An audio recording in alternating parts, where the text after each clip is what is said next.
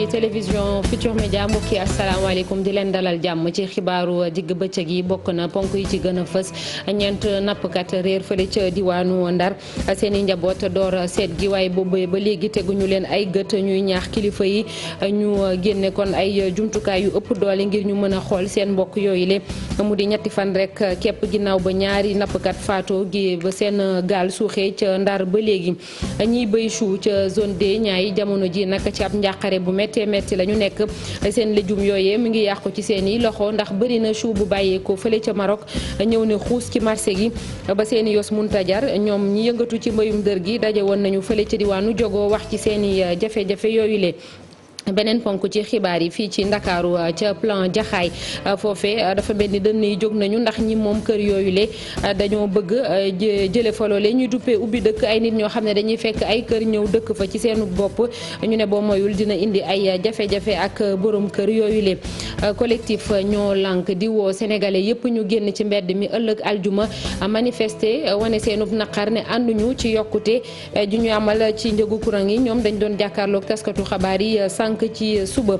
bokk na tam ci xibaar yi Sénégal rawatina askanu murit wala bokk ñi bokk ci yoonu murit yëpp di fàttaliku Serigne Sidi Mokhtar Mbacké moom mi dëddu àdduna juróom-ñeenti fan ci weeru janvier atum 2019 moom mi nekkoon juróom-ñaareelu xalif bu Cheikh Ahmadou Bamba Khadimu Rasoul ñu gënoon koo xam ci taxawaayam ci laabiram ci xolam ak it ci lépp loo xam ne moom la doon def ngir yoonu murit gën a jëm ci kanam tuuti dinañ ànd ak Modou Fall ci nataal gi loolee lépp tënk la nes tuuti ñu yaatal ko.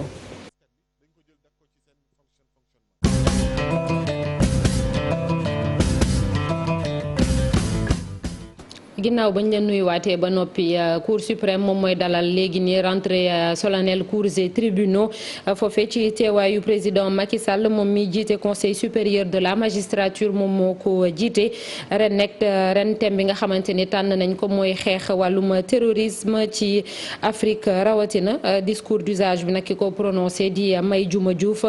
Diop moom mooy présidente tribunal bi ñu jagleel xale yi ci tribunal grande instance hors classe bu Dakar dinañ ci dellu ci sunu yeneen jotaayu xabaar ñu dem fële ca diwaanu Ndar foofee am na ñeenti nappkat yoo xam ne dañoo réer seeni mbokk ci géej gi ñoom ñetti fan sax ginnaaw ba ñeneen ñaari nappkat faatoo ba seen gaal suuxee foofule seeni njaboot boobee ba léegi ñu ngi wéyal seet bi waaye gisuñu leen nekk nañu ci ab njàqare ba tax na état bi yore ay jumtukaay yu mag lañ ci sàkku ndimbal ngir mu def ci ay seet yabal ay bato ñu wër leen Ousseynou Diop Habib Seck ñoom dem nañu ca quartier Santhiaba ca Ndar. ne moom moo soxal wàllu yoon ci mim réew daal dinay tàggatémbe lool ndax saa su nekk rek mu am loo xamante ni rek daal nañ ko ci àddu wanne yéen ñi nga xam ne. ginnaaw ba benn gaal amee jafe-jafe ci géej gi ba ñaari mool ñàkk ci seen i bakkan yeneen ñaari gaal daal di réer benn ba ñu daat koy gis ba ca des ñeenti nit la yàpp ba léegi kenn tegu ko gët moo tax ci diwaanu Guet Ndar askan wi sëngëmtal jamono jii nag ñu ngi def bépp pexe ngir mën a gis mool yooyu réer. demoon seetle mën ñu fa yegg. parce que géej gi neexul kooku kenn mënu fa dem ku dul bateau rek moo fa mën dem wala marine wala avion bi kese ñoo fi mën dem. ñoom nag fi ñu toll nii dañu tiit ndaxte jàpp nañ ni géej gi dafa yëngatu boole ci ngelaw lu metti tax sax ñuy ñaan nguur gi mu daal ciy def saafara. mais beneen bi dañ ko gisagul te fi mu nekk ñoom rek ñoo fa nekk mool yi te amuñu benn sécurité ñuy woote suñu état mu ñuy bàyyi xel toujours dañuy am accident yu mel nii te daañu ko teel yëgal. mais buñ ko teelee yëgal dafa am benn négligence bu ci am boo xam ni dañu dem ba moole dootuñu leen mujj gis. te woote nañ fépp fu mu mën a doon pour ñu teel a jóg léegi ñu tëmbal marine bi mu dem seeti leen. ñoom mool yi nag la ñuy ragal mooy li nga xamante ni moo daal si yeneen mool yi nga xamante ni jamono jëlee dañu réeroon ba ñàkk seen i bakkan daal seen doom yi tax ñu woote wàllu ngir gouvernement bi déglu leen. wan ni gaal gi foofu la nekk ay nit ñoo sa nekk te nit ñi sonn nañu ñoo ngi woo état Sénégal ak ministre de la pêche. mu jóg si lii ak nu mu mënee gaawe soxla nañ ko parce que amuñu leneen lu ko gaal mënul seeti gaal si géej gi amuñu sécurité bu ko mën seeti kon ñoo ngi woo état Sénégal mu jóg si loolu encore une fois parce que dalaat nañu toujours mi ngi répété. Ndar nag jamono jii dafa tàng lool ay fan yi ñu génn rek ñuy jooy ñaar ñoo xamante ni dañu faatu noppeegunu beneen jafe-jafe dal ci askan wi waa Guet Ndar nag la ñuy ñaan mooy gouvernement bi dugal seen loxo. dañuy des ci diwaanu Ndar ak mareyeur yi féetee foofule ne ñoom nag dinañu banque seen i yoxo du ñu dem géej wala boog du ñu jaay jën ci bés yi lee di ñëw ni ki seen i naataango yi nekk ci Sénégal li ñu bañ rek mooy seen camion frigorifique yi yab jën te yenn saa yi ñu ne dañ leen di peser muy pesage à l'essieu boobee nga xamante ni dafa am benn poids bu ñu nekkoon waruñu koo dépasser ñu ne ñoom waratuñ cee bokk ndax loolee dafay gàllankoor seen liggéey bu baax a baax Bassirou Fall moom moo jiite mareyeur yi nekk foofee ca diwaanu Ndar dañ koy déglu ci micro Ousseynou Diop ak Habib Seck. bi nga xamante ni dafa nekk ci Sénégal yëpp di arnaquer oto yi foo jaar ñu fayu la fa loo xamante ni te jaaduwul yoon te ñu jàpp ne oto frigo waru ci yéeg loolu moom la ñu ñëwoon tey bëggoon ko déclarer pour di ko xamal suñu ministère du transport ak ministère de pêche wàllu pont parce que bi nga xamante ni ñun dawuñu ci yéeg dañu cee génne woon léegi nag dañoo ñëw dinu fay loolu nga xamante ni dafa seer te oto jën ak oto bu yebee jën yëpp glace bu déparé fii Ndar bu jëmee Louga balay àgg Louga presque poids bi day wàññiku une tonne day wàññiku 500 kilos bu dawee ba jub Thiès poids bi day wàññikuwaat presque 500 kilos nga xam ne bu yeboon 10 tonnes buy dugg Dakar 700 kilos la fa yóbbu wala 600 kilos. suñu ministère du transport ak Omar yu mu woo nañu wax nañu am na lu mu wax ñoo ngi koy déglu jox nañu rendez-vous fii ak jeudi incha allah su fekkee liñ bëgg fekk si nanu ci ñu teg ko suuf su fekkee nag liñ bëgg defaluñu ko ñu dellu ca la ñu nekkoon mooy la kees daan def arrêt de travail. ginnaaw napp gi ñu wax ci mbay mi rawatina ci zone des Niayes foofee nag li ñu fa bay ci chou dafa jéggi loolu li ñu yaakaaroon ca bërëb boobule ñi nga xam ne ñoom ñooy béy nag am nañu ay jafe-jafe ngir jaay chou yooyu le dafay des seen loxo di ko gën a waral mooy ay chou yu bëree bëri bàyyeekoo ci diwaanu Maroc moom moo ni xuus ci marché bi loole nag ñu koy naqarlu ñoom bàyyeekoo ca Fass Boy Lompul wala sax Kayar Mboro dem nañu ca diwaanu Jogo amal fa ab toogaayu ñaxtu. Cheikh Anta Diop ak Sey Latir teewee nañ ko.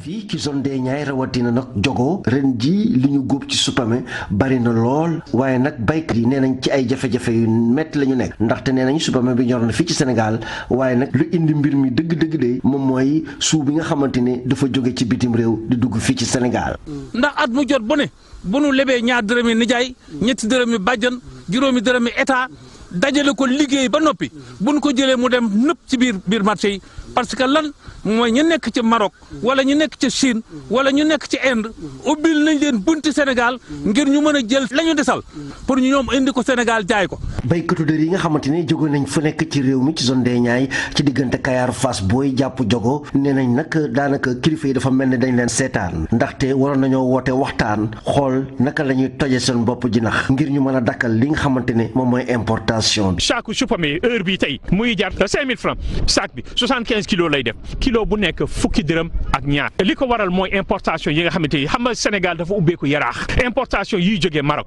xam nga problème bi mooy nguuru Sénégal mënul xam li fi am direction de l'horticulture du fi ñëw ARM du fi ñëw est-ce que mënuñu toog am synergie ñu discuter jël ay décisions yoo xamante ni ñoom ñoo war nañu ñëw fii bu ñu gisee lii dinañ xam ni kenn warul ubbi marché Sénégal pour di jéggaane légume ci Maroc. baykatu dër yi nekk ci zone des Niayes nee nañ ngir nag supame bi bañ a yàqu daanaka ñu ngi koy wanteer ci marché bi leneen li nga xamante ne mënuñu koo jaay dañ koy sànni ci àll bi wala ñu jox ko jur gi.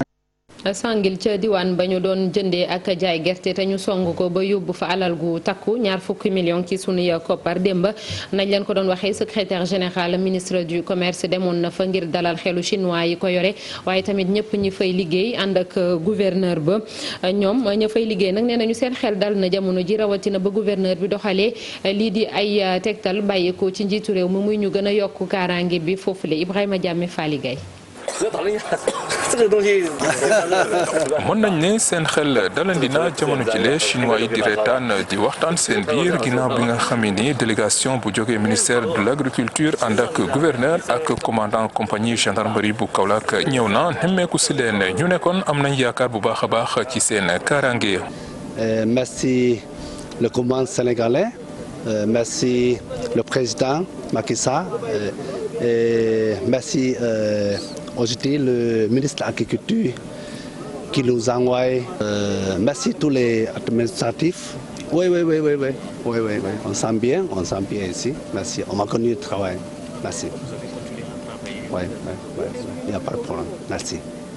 Secrétaire général ministère de l'agriculture du Pape Malick Ndaw ñëw kon ci turu jëwriñ ji yore wàllu mbéy mi ngir masawu leen dalal seeni xel. Le professeur Moussa Baldé ba président jëlee kaddu méttitlu lii am fi moom aussi mu méttitlu ko d'abord mooy premier message bi wax nañ ñiñ fi fekk ci biir liggéey bi ay góor ay jigéen ay xale ne leen rafetlu wuñ ko méttitlu nañ ko bu baax a baax te ñu ngi koy condamné. te li président de la république wax ba mu yëkkatee kàddoom moom aussi gis nañ ne le gouverneur de la région de Kaolack moom ak ñi mu àndal ci comité régional de sécurité déjà ñi ngi ciy liggéey te am na ay dispositions yoo xam ne jël nañ ko te dinañ continuer di ko jël pour que ñi nekk fii ci centre yi mën a nekk ci jàmm di dox seen liggéey ci jàmm. Ndawal ministre de l'agriculture kon di xamle ne diggante Sénégal ak réewum Chine tey la gën a ratax. suñu xel dal na bañ fi fekkee gouverneur mu wax ñu d'abord matukaay yi mu jël ak matukaay yi nga xam ne namm nañ di ko continuer pour sécuriser barab yi nga xam ne visité nañ ko. ci fàttali nag ñaari jong ci nika ay bés la ñu defoon ci kaw chinois yi le xaaju guddi benn bi mu ngi amoon ci commune bu Mbadakhoune beneen bi fii ci Sangil lu mu tuuti Sambabo yi jotoon nañu yóbbu lu mat 20 millions ak ñaar ci sunu koppar ay téléphone portable ñenn ñi jëlee woon ci ay gaañu. Sangil nag mi ngi nekk ca commune bu Latmingué foofu le maire ba dafa bëgg saafara boo xamante ni dafay wëy ci ñàkkum kaarange bañ fa nemmeeku moom Macoumba Diouf ne li koy taxal rek mooy ñu tabax fa benn poste de gendarmerie ndax usines yi dafay gën a bëri foofu le te ku ko wax tamit day jàpp ni ñi di Samba Boy yi dañ leen di gën di la jël Macoumba Diouf di maire bu Latmingué dañ koy déglu ci micro Ibrahima Diame Fally Gueye. ndax bi mu dooree gendarmerie ñëw na nekk suñu wet waaye dañoo bëgg loolu sax. ndax commune bu Latmingué mooy commune bi gën a yaatu ci département bu Kaolack ci wàllu suuf kon xanaa ñoo fi ëpp li ñuy béy gerte kon xanaa te usines yi ci suñu commune la nekk kon xanaa ñun ñoo ca war a jiitu ñu bëggoon ñu indil ñu fi poste gendarmerie boo nga xam ne dina mën a aar gox bi yëpp du commune bi rek fii ba ca frontière wu Gambie ba dina ko mën a aar loolu nag ñun jiitu nañ ci def nañ délibération bu daanaka. hectare boo ko xaajee ñeenti yoon benn ba moom lañ joxe pour ñu def ko ci waxoon nañ ko kilifa yi nag ñu ngi koy fàttali président de la république ak gouvernement am ñi ci am cër yëpp ñu jàppale ñu ba loolu mën a am. beneen mbir bi nga xam ne soxla nañ ko mooy comme zone industrielle la ñi fiy liggéey si dafa bari ñi koy fréquenter dafa bari te transgambienne bi dafa xaaj dëkk bi ñaar fi may wax ak yow ci weer yi passé rek fukki doomu aadama ak juróom ñàkk nañ seen bakkan ci ay accident. ñu bëggoon ñu indi ñu ay doodaan te nekkul moyen ndax ñun ñi jëloon dañ décision defal ko suñu bopp mais comme nitu nguur lañu mënuñu xëtt yoon ndax autorisation boobu ci façon tali yi ministre moo koy joxe ñu bëgg ñu joxe autorisation yooyu jàppale ñu. lu taxut sori foofule Ndioum Gent nekk tamit ci région bu Kaolack ñoom it bëgg nañu seenu poste gendarmerie foofee dafa ruqee loolu sax nag te courant it nekkul lu fa yomb ba tax na ñàkkum kaaraange nekk na lu sonal askan wi bu baax a baax ca loolee ñu boole ci ay yoon yoo xam ne kon dara doxu ca daanaka reportage ci diwaanu Ndioum Gent ak Omar Ndiaye. commune ba lu ëpp 20 junniy doomu aadama fay yeewoo Ndioum Gent bëri lool lu mu tumaranke ngir dem fa ay jafe-jafe yu métti ngay jànkonteel ci wàllu gune waa dëkk ba nim se woon xalif général des mourides teew fa ndax ci boobule barab la dëkk waaye yoonu jagadi tax na ba loolu antoogul. loolu moom danañ ci sawar pour wax ci yoon bi ngeen di ñëw gis ngeen jafe-jafe yi noonu lañ ko dundee ñun ba tax na mënatuñu am oto bu baax mënatuñu aussi yaram yu sedd dafa nekk arrondissement boo xam ne xalifa général des mourides moo ko moom tey dañoo am jafe-jafe trop pour moom mu ñëw seet si ñu Daaru Minam Saloum moom mooy borom dëkk bi ñu bëggoon président Macky Sall bàyyi xel ne la xalifa général dafa am yéene trop pour ñëw Daaru Minam Saloum waaye nag dafay am jafe-jafe pour ñëw fi ndax amuñu yoon ñu bëggoon nag mu jëlee leen yoon wi Xelkom jaar Daaru Minam ñëw Ndioum Gent gi continuer Kaffrine ndax su jógee Touba ñëw Daaru Minam su bëggee dem Porokhane day ñëw Ndioum Gent rek continuer Kaffrine dem Porokhane bi mu ñëwee Malem nee naa ko président Malem mooy département boo xam ne 0 kilomètre la am ci goudron kon vraiment suñu la jàppale ba yàlla tegaat la fi bëgg nañ nga bàyyi xel département Malem Hodar ndax nag goudron yi ngay def ci Sénégal ñu ngi koy gis. ñàppum kaaraange fës na fa lool amul courant naka noonu poste gendarmerie yitteel lool askan wi. mu ñuy wax département Malem Hodar dafa mel ni Ndioum moo nekk xolu département Malem Hodar. dafa jege tëm forêt bi nga xam ne lu waay jël mun nga ko fa rawale loolu moo taxoon bi ñu toogee ñun ci bopp commune bi ñu bindoon benn demande ministre des forces armées pour doon ko demander benn poste police wala benn brigade de gendarmerie fii ci Ndioum Ngent boo xam ne dafay lëkkaloo ak poste bi nekk Malem mën a sàmm sécurité doomu aadama yi nga xam ne ñoo nekk ci département bi ci arrondissement wu Darou Minam bi ñu dëkkee nii. Ndioum Ngent bokk ci commune yi gën a mag ci département bu Malem Hodar moo tax maire ba di sàkk ci nguur gi mu bàyyi leen xel gox ba bëri lool lu mu manqué ci lu koy jëmal ak jëmale kanam. jërëjëf Omar Ndiaye ñu dellu si ci Ndakaaru rawatina ci banlieue bi ak fële ca plan Jaxaay foofee nag am na mbir mu fa xew mu doy waar mu di ubbi dëkk loole boo moyul dina jur ay fitna ndax ñaare ay nit ñoom ñooy ñëw ubbi kër yooyu la ñu tëj daldi cay dëkk te ñeneen ñoom ñoo ko moom commission attribution bi nag ne état bu Sénégal moo ci war a jóg ndax jox kër yooyu la ñu ko yellool dëgg-dëgg dañ doon jàkkaarloog taskatu xabaar yi fële ca diwaanu Pikine Jidda Caaroy Kaw El Hadj Saliou Ndir moom moo jiite commission d'attribution parcelles yi wala boo kër yi foofee ca plan Jaxaay dañ koy dégloog Salif Sowas Malick Diop. jafe-jafe bi mooy kër yi nga xam ni war nañu ko jox seeni borom depuis 2005 am na ñoo xam ni yàlla def na jot nañu seeni kër. commune ba lu ëpp ñaar fukki junni. jafe-jafe bi mooy kër yi nga xam ni war nañu ko jox seeni borom depuis 2005 am na ñoo xam ni yàlla def na jot nañu seeni kër. waaye am na ci ñoo xam ne jotaguñu seeni kër te ñii am na ñoo xam ne génn nañu àddina am na ñoo xam ne tukki nañu am na ñoo xam ne ñoo ngi feebar am na ñoo xam ne ñoo ngi ci luyaas yi am na ñoo xam ne ñoo ngi bokkatu ñu génn seeni bagage kër yoo nga xam ne nag ñoo ko moom te war caa dem te ñu jox ma ay kayit ak i ndigal ne naa leen ko jox kër yooyu dafa am ñi fa dëkk ñoo xam ni moomuñu ko waxuñu ni ñoo ko moom waxuñu ne dañu leen a luye dañu ne dañoo ubbi rek dëkk nag taxutu am kër te borom kër gaa ngi taxaw te suñu leen bàyyi woon seen diggante borom kër gi ak ki moomul kër gi bu boobaa bu ñu dajee yoon dina ci amu yoon te loolu la ñuy bañ yaakaar nañu daal dootul yàgg ñu génne ña fa nekkan jox ñu suñu kër fépp boo xam ne dégg nañu fa ministre baa nga fa mbaa président ma nga fa danañu fa teew ak yar ak teggin wax fa suñu soxla bu fajoo tam yaakaar nañ danañu ko faj waaye toogunu nag. collectif ñoo lànk moom it tàyyiwul tey jële ci suba rek mi ngi taseeg taskatu xabaar yi ñuy woo bépp sénégalais fépp fu ñu nekk ci réew mi ñu génn ni ki suba aljuma daal di manifester wax ne ànduñu benn yoon ci yokkute bi ñu nemmeeku ci njëgu courant bi ndax dañoo jàpp ni état bu Sénégal tegu ko fenn Maymouna Ndiaye ak Pape Sangone Mbaye ñu nga woon ca ndaje moomu lay boole seen doole li leen yëkkati di benn mbir maanaam yan pexe la ñuy naas ngir ñu wàññi njëgu courant gi. ñun dañu ne yokk gi dafa injustifié tey jii génne nañ ay kayit yoo xam ne mi ngi wàññi ne Senelec nee na courant bi daf ko sax waroon a wàññi ci 2020 bi waaye warutoon sax di ko yokk waaye daf di nguur gi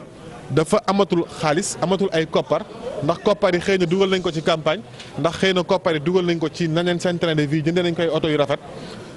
koppar gi dugal nañ ko faneen bugg nag sénégalais yi fayal leen à leur place te loolu mënul nekk kayit yi ñu fi génnee tey wàññi ni na Senelec li ci ëpp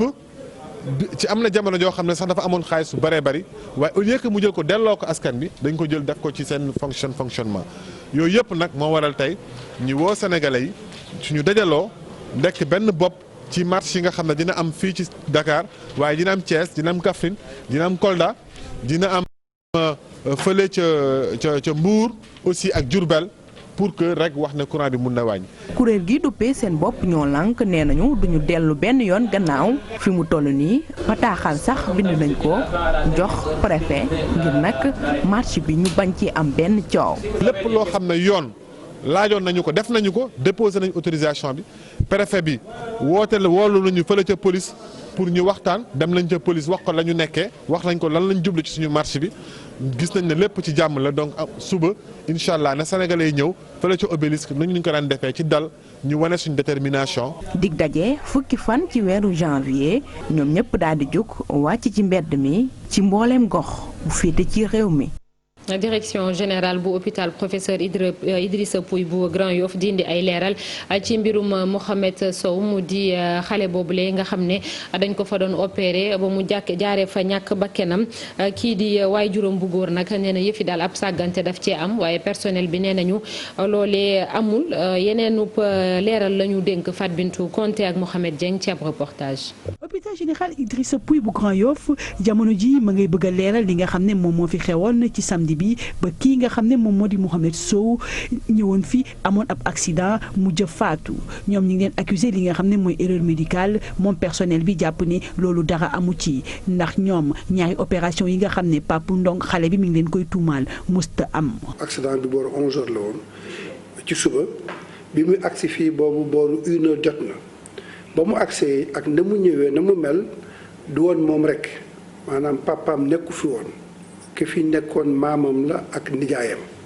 ba ñu dikkee ñu jël xale bi yóbbu ko ci rajo bi defal lu ñu woowee scanner. ci scanner bi xam ne la ko dal grave na lool te mun ñu ko bàyyi ndax mi ngi doon ñàkk bakkanam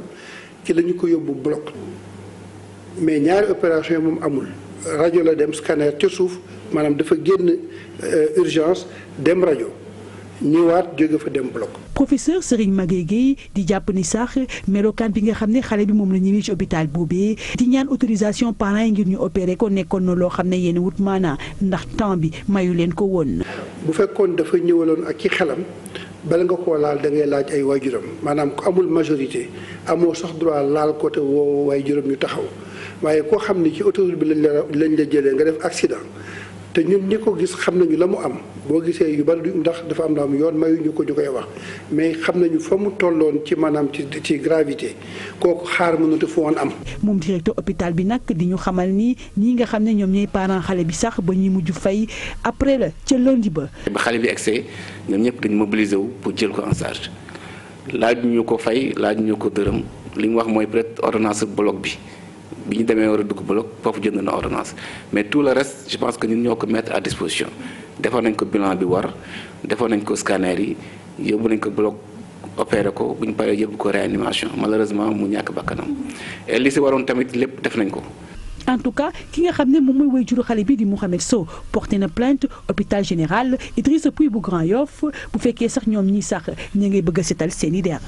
jërëjëf Fat Bintou Konté tey jilee ñii di waa Sénégal yëpp rawatina murid yi di fàttaliku Serigne Cheikh Sidi Al Mokhtar Mbacké moom mi nekkoon xalifa général kullu murid dëddu àdduna juróom-ñeenti fan ci weeru janvier atum 2018 def na ñaari at kon ñu bëri nag jàpp ni nit ku laabir la woon koo xamante ni def na lépp rek ngir yoonu murid fu ne mu yóbbu ko fa ci àdduna ak yeneen mbir yoo xamante ni def na ko ca diwaan wu sell wa di Touba Mbacké dañu ànd ak Mamadou Fall ci ab nataal. juróom-ñeenti fan ci weeru janvier ci atum 2018 juróom-ñeenti fan ci weeru janvier ci atum 2020 ñaari at bu ñaareelu sëtu Serigne Touba bi yoroon xalifa gi wuy jee suñu borom Serigne Sidi Mokhtar Mbacké ñu xamoon ko ci nit bu dëggu bëgg liggéey ba noppi effacé wu nekkoon juróom-ñaareelu xalif des Mourides ci juróom-ñaari at juróom-ñaari weer mu jiite boppu communauté boobu lañ moom nag daal di nay marqué bu baax a baax li nga xamante ni moo di yoonu murit ñu gën ko xam ci turu Serigne Mati Lay Mbacké mi ngi judd ci atum 1924 ca Mbacké Kajoor di ab village bu nekk ca département bu Kébémer moom njàngam ci wàllu mystique nag mu ngi ko def ci wetu waajuram bu góor bi di Mouhamadou Lamine Bara Mbacké njàngal yi mu ngi ko yeggali ci wetu turandoom bi di Cheikh Sidi Mokhtar Mbacké mi ñu gën a xam ci turu Cheikh Awa Balla di doomu Serigne Ibrahima Mbacké bu Serigne Khadimal Rasoul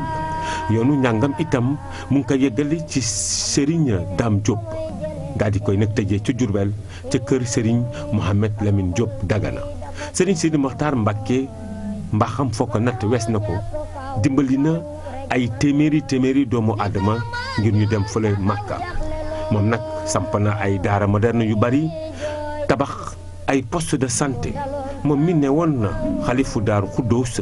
bokk na ci lu gën a taaral yoonu murit moom sax moo amal lancement wu liggéey yu am solo yi ci mel ni ñaari soro li ñu yokk ci grande mosquée bu Touba liggéeyu jumaa ju mag gi di Masalikul Jinaan fi ci Ndakaaru ak li nga xam te ni moo di université Cheikh Ahmadou Bamba yokk ci itam tegum xeer bu njëkk bu mu ànd ak président de la république Macky Sall ci autoroute Ila Touba Serigne Sidi Mokhtar Mbacké ngi wuyu suñu borom juróom-ñeenti fan ci weeru janvier ci atum 2018.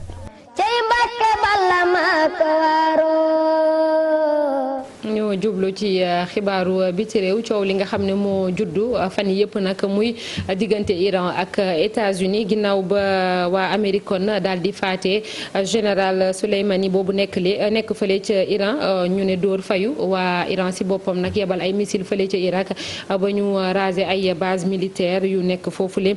kii di Ali Fari Ndiaye xam-xamam màcc ci wàllum États-Unis ak seen politique ni muy demee nee na loolee nag lu normal la booy xool ci wàllum politique mu ne Nations Unies jamono ji moom moo war a jóg ndax bañ fitna googule daal di law dem ci yeneen i dëkk Ousseynou Thiam ak Ahmadou Bamba Sàmm dem nañu daje ak moom.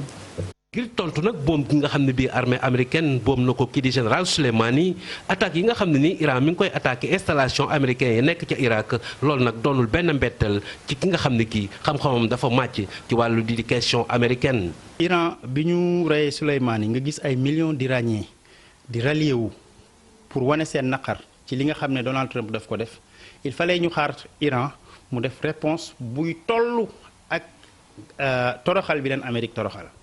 lii mooy réaction bi njëkk a def te muy réaction boo xam ne boo ko gisee dana soulager un peu opinion publique iranienne waaye ragal naa ne du yem ci lii. ana lan la kii di président Donald Trump bu réew Amérique nag bëgg ci attaques yi nga xam ne nii mi ngi koy attaqué Iran mu ci indi ay tontu. actuellement Trump amul intérêt moom nekk ci guerre frontale am na intérêt wan américains yi comme dañ élection yi déwén la que man maa leen di taxawal te àddina bi encore àddina bu dangereux la am na ñoo xam ne ñi nii ay état wayu lañ te loolu maa ko mën a régler loolu la ciy chercher pour wan américains yi que ni man daal ku songu Amérique ma songu la mais ñaari mbir ñooy tax loolu mu ci chercher du mën a nekk benn bi Amérique dafa jógee da am déficit bu extraordinaire ñaar ay alliés économiquement Europe dañoo téye ci affaire bi ñett actuellement moom dafa am processus de destitution boo xam ne bi nii dañoo jàpp ne dafa bëgg a divertir opinion publique américain pour ndax question bi nga xam ne actuellement nii dafa war a dem ci Sénat bi mooy ñuy voter processus de destitution bi. ki nga xam ne nag xam-xamam dafa màcc ci ay questions internationales moom nag jàpp na ne lii di attaque ci wàllu Iran ak États-Unis yëpp dina am nag njeexital ci wàllu lii di koom waaye tamit ci wàllu lii di yëngu-yëngu politique. bon ci wàllu politique ak ci wàllu économique li ñu ciy xool mooy bu situation bi kon nee di nekk nii ci au niveau géopolitique ci économique d'abord da ngay xool ne prix essence bi day commencer yokk. parce que déjà booy xool bu fekkee ne guerre dafa amee le Moyen-Orient toujours production OPEC production kii bi day wàññeeku production pétrole bi day wàññeeku te bu fekkee ne production pétrole dafay wàññeeku léegi américains yi ñoo koy njëkk a subir parce que Amérique amul comme suñuy état yi benn budget buy réguler état bi bu essence bi bu yokkee au niveau international rek américain buy jënd oto day buy jël essence day dem rek fekk prix bi yokku te ñaari mbir moo tax Amérique bu amee Amérique ñu mere seen président essence bu yokk ak guerre bu bari ay dee américain donc loolu économiquement day feeñ ci conflit bi beneen élément bi mooy unilatéralisme day commencer am maanaam Trump day dem sans allié parce que Europe ñi ngi commencer reculer ñi mu yaakaar ci région ba à part Israël Arabie Saoudite la te Arabie Saoudite amul doole bu mu dékkoo Iran donc ñetteel bi mënul nekk ci territoire irakien ba pare ne dafay def guerre te Irak ne ko mu génn. ci kàddu Ali Fari Ndiaye lii di kuréelu mbootaayu xeet yi nag dafa war a sukkandiku ci lii di conseil de sécurité ngir nag fexe nag ba dakkal jaamaarloo yooyu nga xam ne ni mi ngi dox Iran ak lii di Amérique ngir nag bañ a nasaxal lii di nekkinu àdduna bi. naam waa Iran def nañu ay attaque foofee ca Irak ne am na ay militaires américains yu ñu faat moom Donald Trump jiite États-Unis nee na nag amul benn américain sax bu gaañu ci frappe yooyu le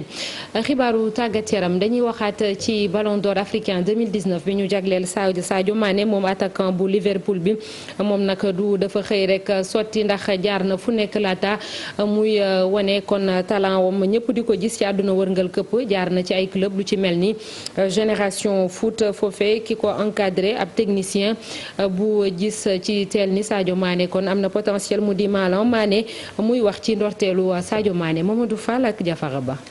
ngeen gënu ko xam Sadio Mané moom mi nga xam te ni moo nekkoon recruteur formateur ci ndorteelu Génération Foot moom moo njëkk dalal goney Bambali bi nekk gone goo xamante ni da ko marqué ba faw. C'est un garçon discipliné,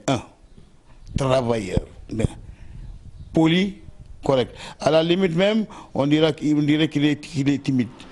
C'est pas ça. Il est vraiment jovial, il rigole avec tout le monde, ça met tout le monde, mais liggéey la. Sadio Mané naka la laal bal bi rek formateur bi daal di koy xool Malang ne soxlawul woon ay waxtu yu gudd ngir gis talang bi ci Sadio Mané. kii jógee ba Mbour ñëw ba fii test nga mujjee 20 minutes nga génnee ko lu tax mooy la parce que il m'a convaincu il est en train de me donner des qualités li ma soxla ci footballeur moom won na ma ko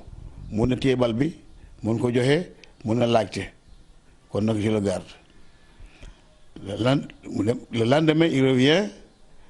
il fait la même chose donc je le prends je le garde. talang am na ko gaa wante faw mu liggéey li nga xam te ni moo di penalty yeeg yeneen i yëf. li ko manqué mooy léeg-léeg xam nga ci football bi football aujourd'hui il faut nga bandi tuuti bandi il faut nga bandi yooyu daal laa koy wax loolu yooyu laa koy jox man léegi Sadio Mané li ma yoreel mooy Coupe d'Afrique des Nations. Sadio Mané trophée bi mu am day doog a door rek dana am yeneen yu bari yuy ñëw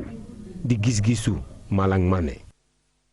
bonk bu mujj ci xibaar yi muy li yëglekaay yi xëy tey jile dañ ci ànd ak Mamadou Mouhamed Ndiaye. jërë ngeen jëf bañkat bu mag bi dem na langi ci langug ñoo lank ubbi l'Observateur Abdoulaye Wade la ñu journal bi wax ne taxaw na ci jàppale collectif ñoo lank ñoo bañ ñoo lank gi waajal ab doxum ñaxtu suba ci àjjuma ji ñoo saytoon Abdoulaye Wade démb ci àllarba ji délégation la ñu defoon ñu ràññee ca Fadel Baro bu Y'en a marre Oumar Waly Zoumaro professeur Malick Ndiaye Amadou Gueye ak ñeneen seen gisee ba ak Abdoulaye Wade ak na mu demee lépp l'Observateur xëy na ko bind yéenekaay bi tegal ñu ci ne ba ñu waxee li leen yëkkati ba sottal li leen jiital soppi gi tontu moo di jox naa leen sama soutien total ndax parti démocratique Sénégal ku ko xam ne dafa mës a taxaw ci wetu askan wi loolee ñu xamee nag borom soppi ne leen dara du ko soppi La Tribune nañu Abdoulaye Wade ànd na ak waa ñoo lànk Le Quotidien nañu li ñuy lànk ka bañ ñoo ko Abdoulaye Wade ñoo koy lànkandoo ñoo koy bañandoo mu di yokku gi am ci njëgu courant bi Abdoulaye Wade mu toog ak Fadel Baro ku ci nekk ci ñoom sol sa mbaxana gàccoo sa kaala photo boobee la journaliste ko xëy ci xëtamu njëkk wax ñu it ne ñoom collectif ñoo lànk ñoo bañ ba ñu demee seeti góor gi démb Abdoulaye Wade wax na leen fa ay dëggam yu wér péng nee na leen seenub xeex bu dee da ngeen ko bëgg a yamale rek ci njëttante gouvernement bi ngir mu wàññi njëgu courant bi wala ngeen di xeex ngir libération Guy Marius Sagna yëf yi kon jaruta sonn nee na leen di xeex ngir Macky Sall jóge fi loolee amul sens li ëpp solo mooy xalaat ci su fi Macky Sall jóge